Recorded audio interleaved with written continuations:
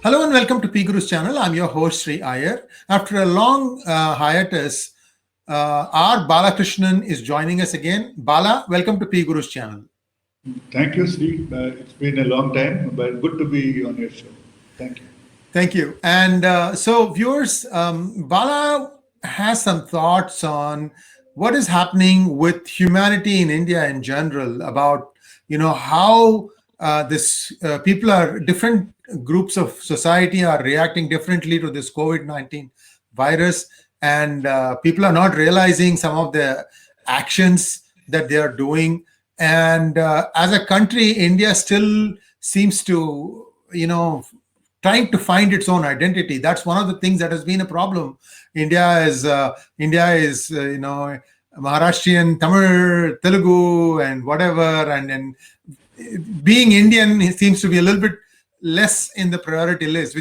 Whereas you are a human being, then you have to be an Indian, because that's how the whole rest of the world thinks about itself.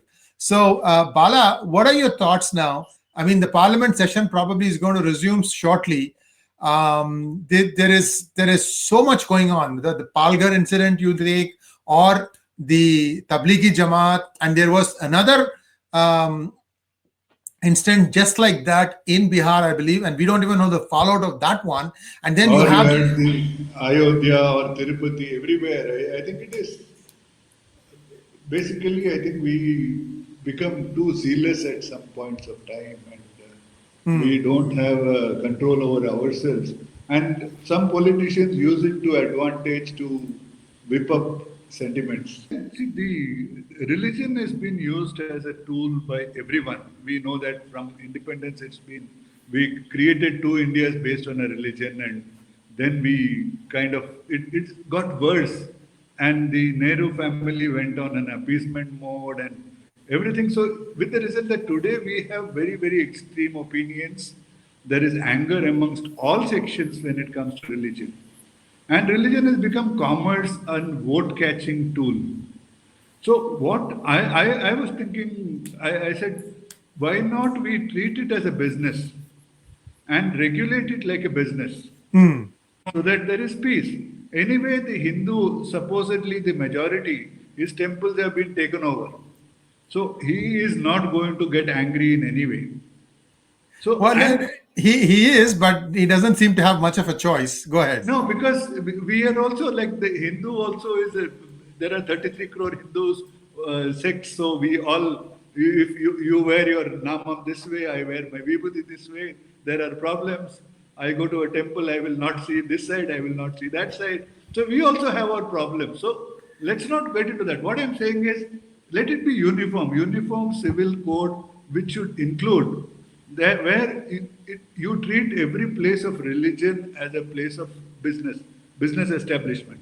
Let it follow all the rules which are laid down for building. Let it not be there on main roads. In the last 2 years or 3 years, if I am seeing, every main road and highway has got these churches, mosques and temples coming up right bang on.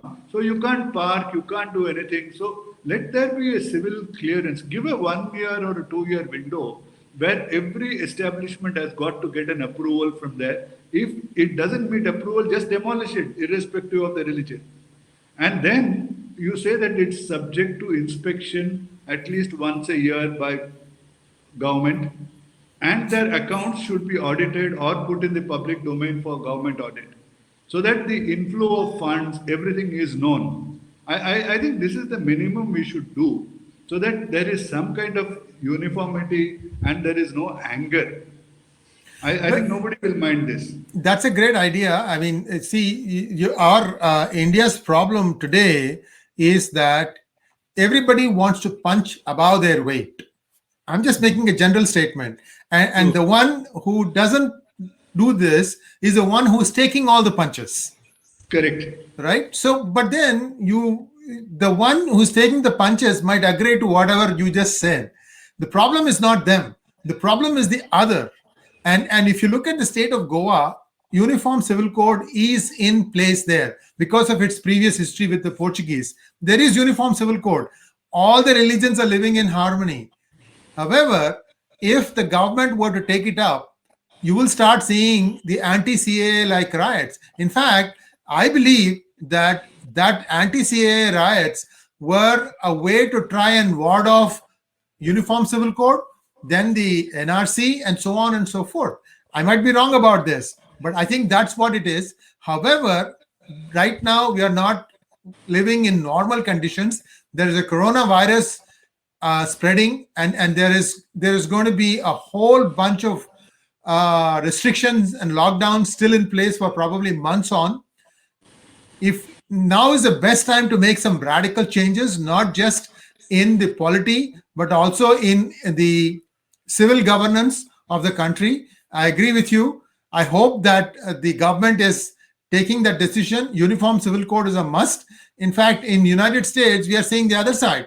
All of a sudden now, many cities are allowing Azan loudspeaker to be broadcast, shattering the sound restrictions. Now you're going to start seeing litigation in the United States too, where the rest are going to feel aggrieved, and the whole thing starts all over again in India. So I'm sorry, in the United States. So we are looking at some really, really interesting times ahead. But you have a point, Bala, and I believe that this government has the numbers to pass it in both Lok Sabha and Rajya Sabha.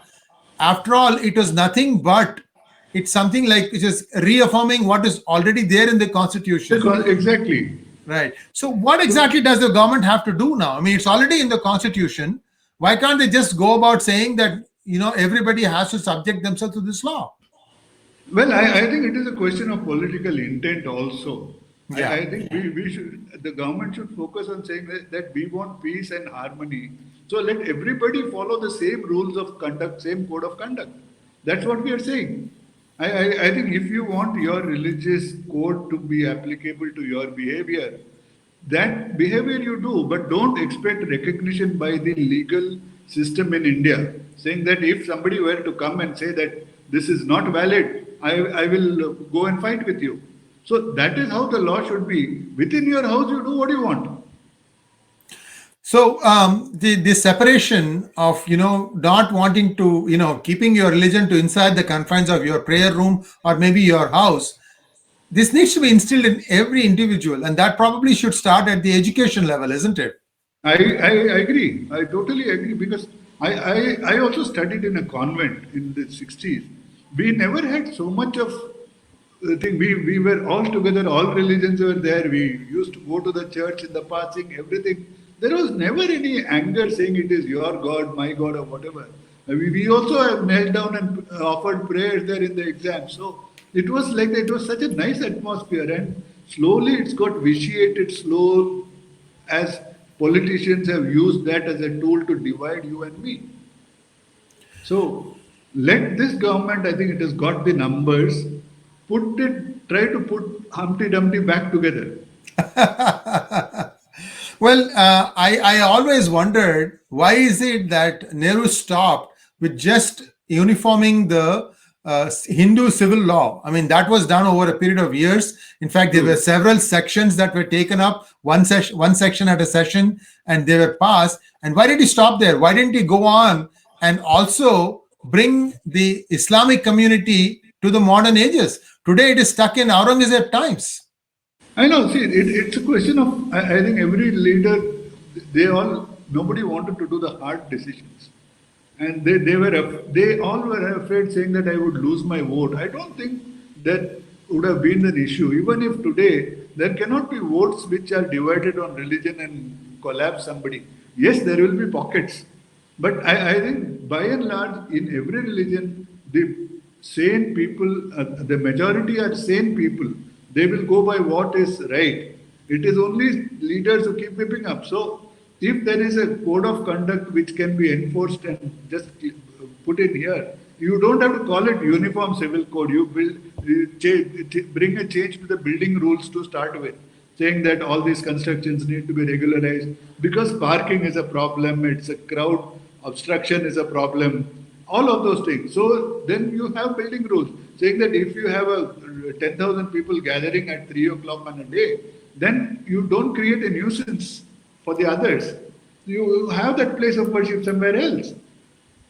So let's do that to start with. Let's see what the reactions are. You have a good point there, Bala, and I hope that the Narendra Modi government takes heed of this. It's important that everyone thinks they are all equal. There is nothing special. No one is special. There are some rights for people who have been oppressed over centuries. Those are all at specific levels. I'm talking about reservations and so on and so forth. True. We're not talking about that. We're talking about civil law. We're not talking about anything else. Let's stay on the topic here.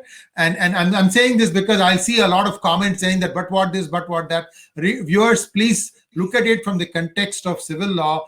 Every building, every place of worship needs to be regularized. Otherwise, you're going to have a lot of issues. And what you're seeing now, if the Tablighi Jamaat had not happened, India would have been going about peacefully after a 2-week lockdown or something like that. They would have assured that everything is fine. Today, they would be buzzing with activity again. But now what we are seeing is that India is probably going to be in for another 2 to 3 weeks of lockdown, and it doesn't help anyone.